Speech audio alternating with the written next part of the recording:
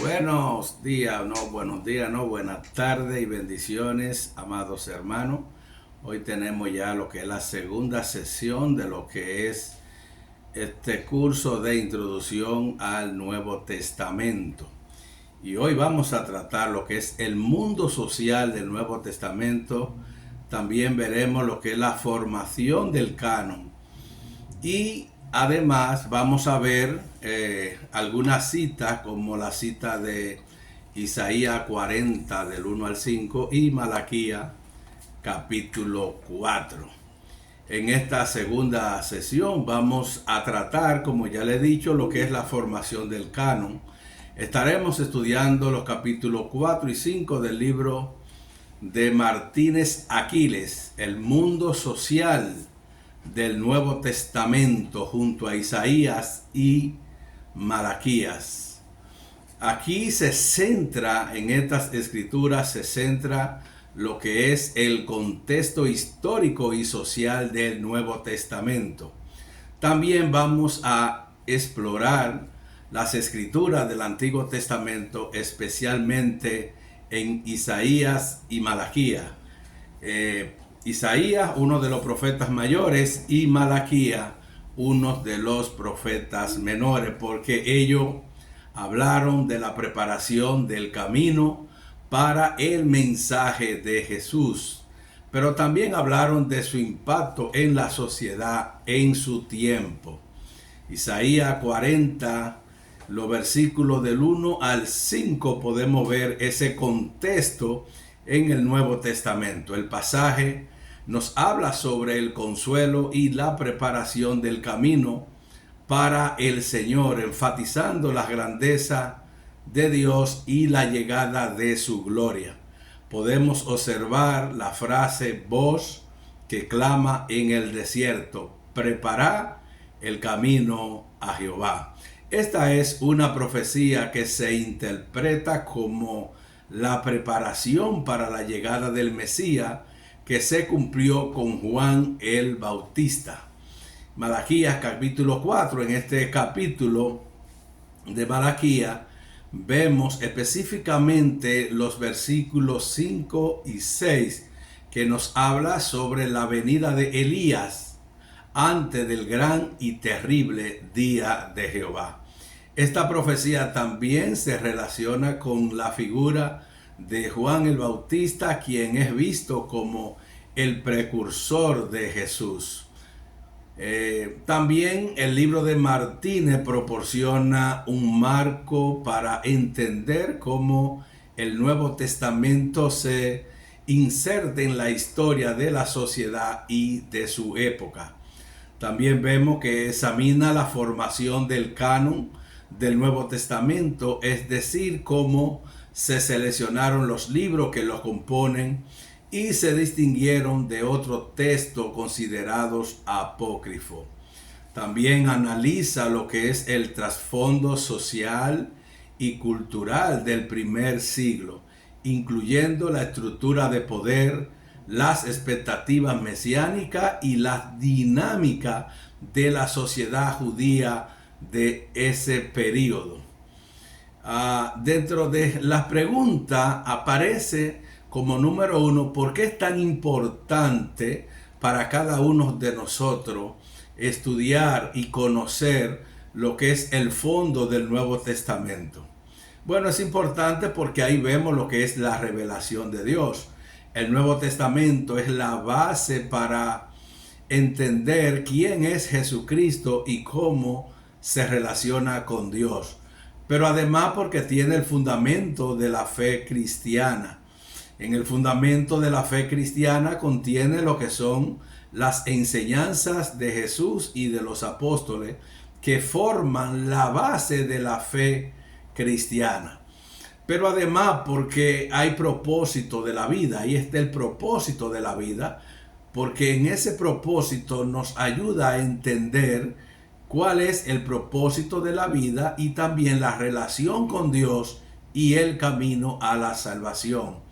También porque está el contexto histórico y cultural. En este contexto nos permite comprender cómo se aplicó el mensaje de Jesús en su contexto original. Además está la aplicación a la vida actual, porque nos ofrece una guía para vivir una vida significativa y enfrentar los desafíos contemporáneos. Además, porque también vemos el desarrollo espiritual. Estudiar el Nuevo Testamento puede fortalecer la fe, la esperanza y el amor. En la segunda pregunta que aparece, ¿qué aprendemos al reconocer el Nuevo Testamento que refleja los puntos de vista y valores de sus creadores, sus lectores, del mundo que los rodea? También porque tienen lo que son las perspectivas diversas. Reconocer que el Nuevo Testamento fue escrito por diferentes personas, por diferentes trasfondos culturales e históricos, nos ayuda a comprender que hay diversas perspectivas sobre el mensaje de Jesús. En el contexto histórico y cultural podemos entender el contexto de los autores, los lectores, también porque nos permiten interpretar mejor los textos, comprender también las razones de ciertas enseñanzas y evitar malos entendidos. También porque aparece lo que es la aplicación a la vida actual.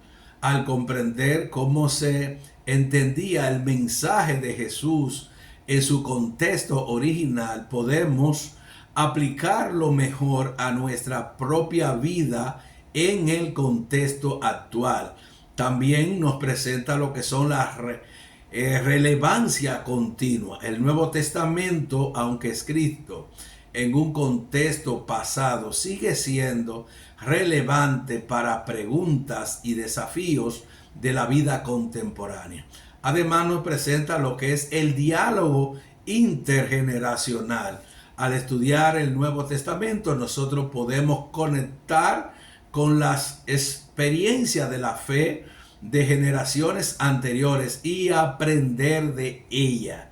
Gloria sea el nombre del Señor. Detrás y dentro de cada documento del Nuevo Testamento existieron fuerzas sociales que forjaron su producción y manifestaron en su contenido porque permanecen ocultas a los ojos.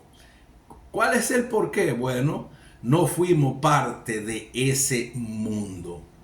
Jesús no vivió la mayor parte, y es bueno que presten atención para que no se confundan los estudiantes que van a ver y a escuchar este video. Jesús no vivió la mayor parte de su vida en el distrito de Nazaret. Escuchen bien, en el distrito de Nazaret. Jesús pasó la mayor parte de su vida en Galilea. Ahora sí, particularmente en la ciudad de Nazaret y sus alrededores. Aunque Jesús nació en Belén, él creció y pasó la infancia en Nazaret. Durante su ministerio también residió temporalmente en Capernaum, cerca del mar de Galilea. Vemos en la pregunta 3 que aparece la victoria del general Pompeyo sobre Jerusalén en el año 63 antes de Cristo. En el año 63 antes de Cristo, el general romano Pompeyo conquistó Jerusalén, marcando un punto de inflexión en la historia de Judea y también su relación con Roma. Puso punto final al dominio griego, representado en ese entonces por los Ptolomeos y los Seleucidas. El nombre es un poquito enredado de mencionar, pero son los Seleucidas. Ya la frágil distinción sacerdotal judía de los amoneos en Palestina. Entonces vemos que Pompeyo entró en el templo, pero no tomó nada de sus tesoros. Este evento no solo consolidó el poder romano en la región, sino que también tuvo implicaciones religiosas y políticas significativas para los judíos. Pompeyo, un general romano con gran reputación, había estado involucrado en el conflicto en Oriente, incluyendo la conquista de Armenia y el sometimiento de Judea. En la cuarta pregunta aparece cuál fue la sola religión oficial a lo cual todos los habitantes del Imperio Romano estaban sometidos. Era el culto al emperador. El Imperio Romano tenía una religión oficial con una variedad de dioses y cultos, incluyendo lo que es el culto imperial, o sea, el culto al emperador. Sin embargo, el cristianismo, aunque inicialmente perseguido, creció en popularidad y finalmente se convirtió en la religión dominante, culminando con su adopción como la religión oficial del imperio. La pregunta 5 aparece, menciona los 6 factores contribuyentes para mantener esta paz en los países subyugados. Según el libro de Aquiles Martínez, en su introducción al Nuevo Testamento, vemos que comenzando con Augusto César, al final de la República, a toda costa, Roma se esforzó por crear un ambiente de relativa unidad, también de armonía y de progreso social, que prevaleció durante la época del Nuevo Testamento. Jesús, sus apóstoles y la iglesia cristiana primitiva fueron parte de esta realidad y se beneficiaron de esa política imperial que se le conoce como la paz romana. Varios factores contribuyeron para mantener esta paz en los países subyugados. Primer factor, existía un gobierno centralizado en Roma y el emperador personificaba el Estado e imperio. Este gobierno se extendía geográfica y administrativamente a todos los pueblos dominados, que incluían a Palestina, las regiones visitadas por Pablo y la iglesia a la que Pedro escribe. Por ello, el gobierno en la provincia imperial y senatorial se convirtió en una república, o mejor dicho, en una réplica en miniatura de lo que era el gobierno en Roma. En segundo lugar, segundo factor contribuyente para la paz, debido al proceso de helenización dirigido por Alejandro Magno, ya existía una especie de cultura mundial, a la que nobles y plebeyos por igual se conformaban y que daba cierta coerción al imperio. En tercer lugar, los residentes de Roma y los súbditos del imperio estaban unidos. ¿Por qué? Por el uso del griego koiné, una lengua que facilitó el gobierno internacional y la comunicación entre los pueblos. Los predicadores del Evangelio y escritores del Nuevo Testamento hicieron buen uso de este recurso. En cuarto lugar, está como nunca antes en la historia de la humanidad, la construcción de vía de comunicación acortó la distancia e hizo posible que la relación más estrecha entre los pueblos de las diferentes regiones. Los evangelistas itinerantes, entre ellos Pablo, ¿qué hicieron ellos? Que aprovecharon esta carretera para sus muchos viajes misioneros. En quinto lugar está que gracias a la conquista y el poderío militar romano, los conflictos bélicos son imperios vecinos y se redujeron. Las naciones pequeñas, por muchos años, ellos estuvieron en medio de la guerra entre naciones más fuertes.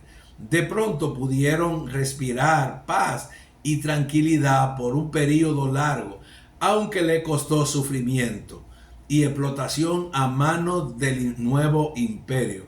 Y el mar Mediterráneo se vio libre de piratas debido a la presencia de flotas del imperio. En sexto y último lugar, los romanos adoptaron políticas administrativas que minimizaron la desobediencia civil y mantuvieron a los pueblos relativamente contentos. Por ejemplo, a cada pueblo se le permitió tener sus propias leyes y costumbres.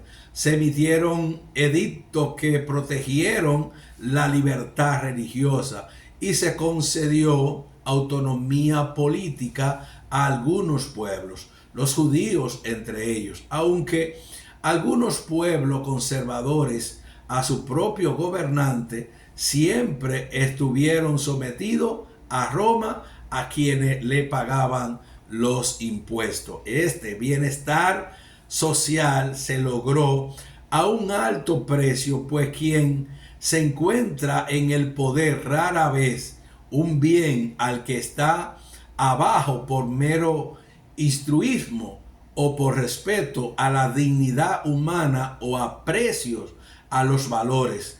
Los factores mencionados no solo ayudaron a facilitar el comercio y las relaciones entre los pueblos. Un claro ejemplo de ello, es decir, Roma dominaba a la población por medio de la clase sacerdotal integrada por los fariseos y los saduceos, los terratenientes y los miembros de la nobleza local. En el Nuevo Testamento se destacan varios grupos religiosos. Ellos son judíos, ahí están los fariseos y los saduceos, los esenios, los celotes. Además se mencionan los sacerdotes, los ancianos, los escribas y el templo de Jerusalén como instituciones y roles importantes. Estos grupos religiosos los vamos a ver en detalle porque los fariseos eran conocidos por su estricta observación de la ley escrita y oral y por su énfasis en lo que era la pureza ritual.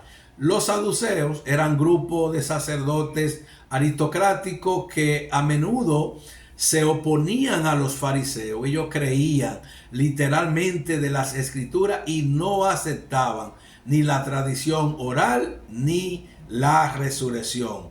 Pero también estaban los esenios. Los esenios era una secta ascética que vivían en comunidades aisladas como la del Corán y enfatizaban la pureza, la disciplina y la espera del Mesías. También estaban los celotes, eran judíos nacionalistas que buscaban la liberación de la ocupación romana, pero la buscaban por medio de la fuerza. Otros grupos y roles estaban los sacerdotes, que eran miembros de las tribus de Leví, encargados del servicio en el templo, pero también de los sacrificios. También aparecen los ancianos. Los ancianos eran miembros del Sanedrín, o sea, del consejo judío, que tenían autoridad legal y religiosa. También estaban por ahí los escribas, que eran expertos en la ley y eran los maestros religiosos. También el templo de Jerusalén era el centro religioso judío donde se realizaban los sacrificios y las ofrendas. Estos grupos y roles jugaron un papel significativo en la vida religiosa, social y política de la época en la que se desarrolló el Nuevo Testamento. ¿Cómo hacía Roma entonces para gobernar a los pueblos bajo su dominio? Roma ejercía su dominio a través de la clase sacerdotal, fariseos y saduceos, los terratenientes y la nobleza local. La región fue dividida con el fin de mejorar su administración y reducir la revuelta. Se menciona a los herodianos como partidos políticos. También vemos en la pregunta 7 que el emperador se encargaba de dirigir el imperio, proteger a los súbditos y fomentar el proceso en todos los niveles. En esencia, el emperador era ese responsable de la gobernanza, pero además de la seguridad y el bienestar general de su imperio y sus habitantes. También estaba lo de dirigir el imperio. El emperador ejercía el poder supremo en el imperio, tomando decisiones políticas, emitiendo leyes y supervisando la administración general.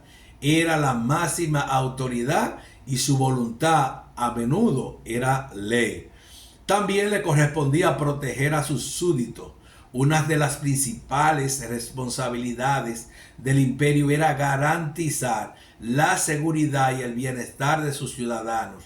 Esto implica mantener el orden interno, defender el imperio de amenazas externas y administrar la justicia. Pero también tenía que fomentar el progreso.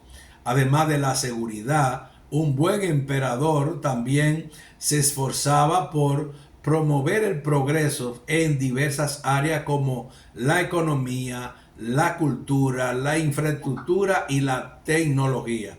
Esto podía incluir la construcción de obras públicas, el fomento del comercio, el patrocinio de las artes y las ciencias, etc.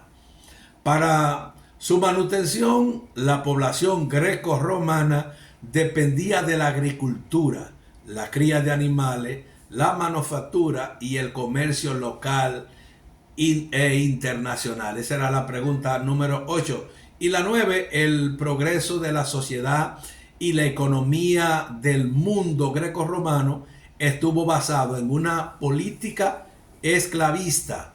Podemos afirmar que el progreso económico y social del mundo greco-romano estuvo fundamentalmente ligado al sistema esclavista. La esclavitud fue una base fundamental de la economía y la sociedad en la antigua Grecia y Roma, donde los esclavos constituían la principal fuerza laboral en diversas actividades, desde la tarea doméstica hasta la agricultura y la minería. El papel de la esclavitud en Grecia, en la antigua Grecia, especialmente en Atenas, la esclavitud era una institución arraigada y se estima que entre el 30% y el 40% de la población era esclavo. Los esclavos realizaban una amplia gama de trabajos, incluyendo tareas domésticas, agricultura, artesanía y en algunos casos incluso trabajos en las minas y en la construcción. La disponibilidad de mano de obra esclava contribuyó al desarrollo de la cultura y la civilización griega, permitiendo a los ciudadanos libres de dedicarse activamente a la política, intelectuales y también a la artística. El papel de la esclavitud en Roma. La esclavitud también fue crucial en la antigua Roma, donde representaba una parte significativa de la sociedad y la economía. Los esclavos romanos trabajaban en diversas áreas, desde las labores domésticas y agrícolas hasta la construcción de infraestructura y la minería. El comercio de esclavos era una práctica común y se estima que el imperio dependía de gran medida en la mano de obra esclava para su funcionamiento. La rebelión de Espartaco, un famoso gladiador que lideró una revuelta de esclavos, demuestra la importancia de la esclavitud en Roma y las tensiones sociales que generaban. En la pregunta 10 podemos ver que los palestinos estuvo bajo la ocupación romana en días del Nuevo Testamento y sus colonizadores la dividieron por un mejor control económico, político, étnico y también militar. Entonces podemos mencionar que los grupos religiosos judíos que encontramos en el Nuevo Testamento, y también podemos comentar sobre ellos. En su obra, Aquile Martínez identifica varios grupos religiosos judíos presentes en el Nuevo Testamento. Entre ellos se destacan los fariseos, que ya hemos visto, los saduceos también, pero también estaban los esenios y los escribas o letrados, y cada grupo poseía su propia interpretación de la ley, o sea, de la Torá y de las tradiciones, lo que a menudo generaba conflicto entre ellos y también con Jesús. En la pregunta 11 dice que 12 que la familia era la institución por excelencia en el mundo griego, romano y judío, y por lo que ninguna cultura dejó de valorar el lugar y la función de cada uno de los miembros de la familia. La familia era fundamentalmente en la cultura griega, romana y judía, y cada una valoraba el papel y la función de sus miembros. En estas sociedades, la familia no solo era una unidad social básica, sino también que la familia era un núcleo de organización política, económica y religiosa. Podemos ver ahí entonces lo que es en el contexto cultural. Grecia tenía la familia griega con una estructura patriarcal.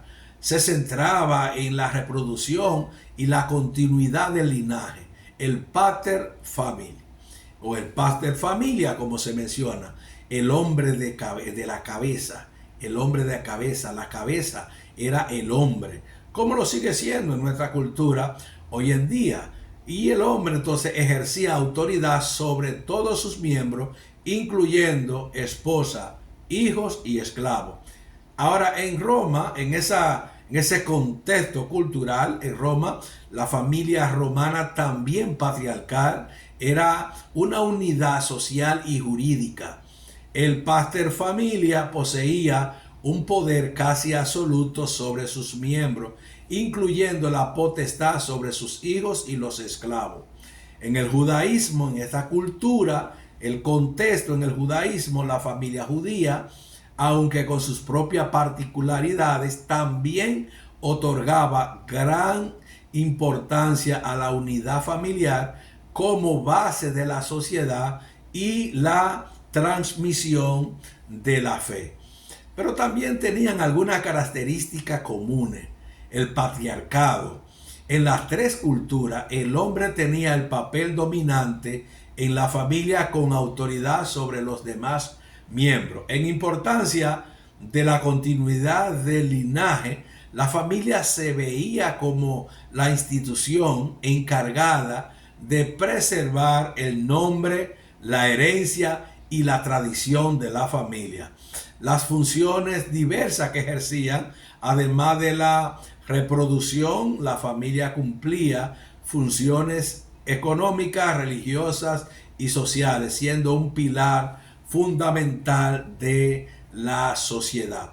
En la pregunta 13 aparece el proceso de helenización, iniciado por ¿quién? Por Alejandro Magno, seguido por sus sucesores Ptolomeo y Seleucida. Ello, reavivado por los romanos, fue todo un éxito. Afirmación es que la afirmación es una simplificación excesiva. Si bien el proceso de helenización de Alejandro Magno fue significativo y tuvo un impacto duradero, no fue un éxito total y uniforme. Si bien la cultura griega se difundió ampliamente y dejó huellas en las regiones conquistadas, también hubo resistencia y adaptaciones locales. Además, la propia cultura helenística evolucionó y se transformó a lo largo del tiempo, influenciada por las culturas locales y finalmente por la cultura romana.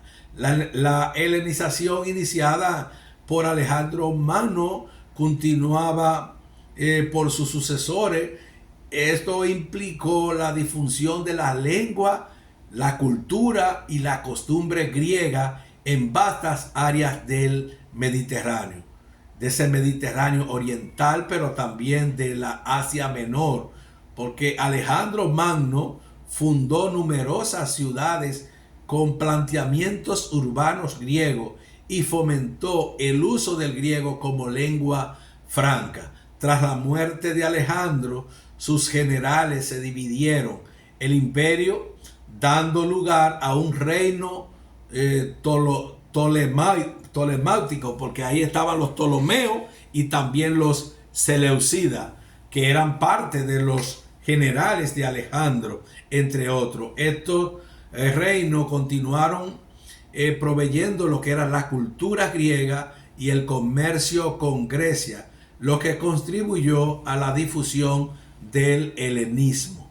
La llegada de los romanos supuso una nueva fase, aunque Roma adoptó muchos aspectos de la cultura griega, también impuso su propia identidad y poder. La romanización, en cierto modo, fue una continuación de la helenización, pero con una perspectiva diferente. No se trató simplemente de una adopción pasiva de la cultura griega, sino de una asimilación de adaptación, a veces forzada, en la cultura romana. La helenización fue un proceso complejo y multifacético con éxito y limitaciones. No puede considerarse un éxito absoluto, sino un proceso de difusión cultural que transformó las regiones conquistadas, pero que también fue transformada por ella misma. La pregunta 14 dice que los autores del Nuevo Testamento, aunque rechazaron mucho de la filosofía gentil, utilizaron buena parte del contenido y la forma de comunicación filosófica de aquel tiempo. La estabilidad del Imperio Romano, especialmente en el Mediterráneo, se logró por, número uno, la reducción de los conflictos bélicos gracias a la conquista y el poderío militar romana. Dos, las políticas administrativas que promovieron la paz y la tranquilidad, como permitir a los pueblos mantener sus leyes y costumbres, proteger la libertad religiosa y otorgar autonomía política a algunos grupos como los judíos. El control de Roma sobre los pueblos conquistados a través de la burocracia y líderes locales que servían como títeres del imperio, como se ejemplifica en la Palestina con la dominación a través de la clase sacerdotal y la nobleza local. En cuarto lugar, como ya hemos mencionado, el bienestar social se obtuvo a un alto costo, beneficiando a la nobleza y al imperio, mientras que los campesinos, obreros y esclavos se empobrecieron.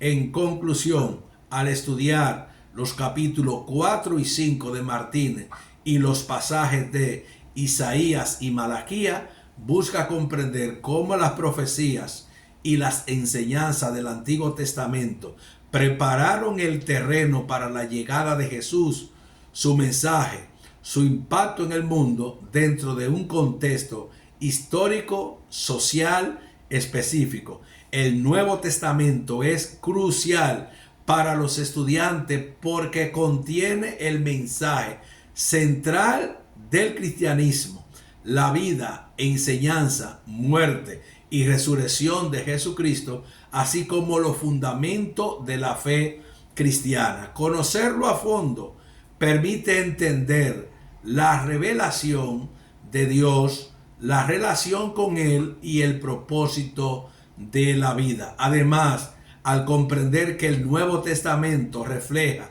las perspectivas de sus creadores y lectores, se obtiene una visión más completa de cómo se aplicó y entendió el mensaje de Jesús en su contexto histórico y cultural, lo que ayuda a aplicarlo a lo que es la vida actual.